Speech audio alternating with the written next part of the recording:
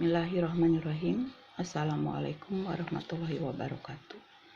Puji syukur alhamdulillah kita panjatkan pada Allah Subhanahu wa taala karena sampai saat ini kita masih diberikan kesempatan untuk berjumpa lagi dan masih diberikan kenikmatan, yaitu nikmat sehat jasmani dan sehat rohani.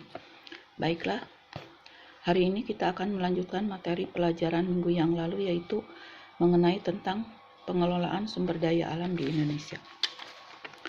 Adapun yang dimaksud dengan sumber daya alam yaitu semua potensi yang ada di alam yang dapat memberikan manfaat bagi kehidupan manusia dan untuk meningkatkan kesejahteraan hidupnya. Adapun jenisnya sumber daya alam ini terdiri dari 4 macam, yaitu berdasarkan proses terbentuknya, yang kedua berdasarkan letaknya, yang ketiga berdasarkan jumlahnya, dan yang keempat adalah sumber daya alam yang berdasarkan kemungkinan pemulihannya. Nah, kita bahas satu persatu.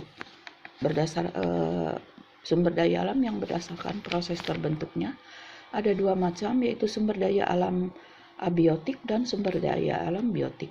Yang dimaksud dengan sumber daya alam abiotik yaitu sumber daya alam yang terbentuk karena proses alamiah, seperti contohnya minyak bumi dan batu bara. Sumber daya alam biotik adalah sumber daya alam yang terbentuk berdasarkan proses berkembang biak. Yang kedua, sumber daya alam berdasarkan letaknya ada 3 macam, yaitu sumber daya alam yang berada di atas permukaan bumi, seperti contohnya adalah energi matahari dan udara.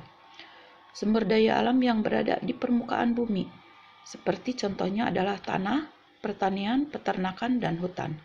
Sumber daya alam yang berada di permukaan bumi, yang berada di bawah permukaan bumi, yaitu seperti barang tambang dan mineral. Yang ketiga, yaitu sumber daya alam yang berdasarkan jumlahnya, yaitu ada 2 macam, yaitu sumber daya alam yang tidak terbatas dan sumber daya alam yang terbatas.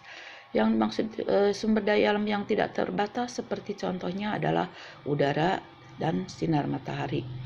Sumber daya alam yang terbatas yaitu sumber daya alam yang jumlahnya sedikit dan cepat habis, seperti contohnya adalah minyak bumi dan batu bara. Yang keempat adalah sumber daya alam berdasarkan kemungkinan pemulihannya. Sumber daya alam ini ada 3 jenis, yaitu sumber daya alam yang bersifat kekal, sumber daya alam yang dapat diperbaharui, dan sumber daya alam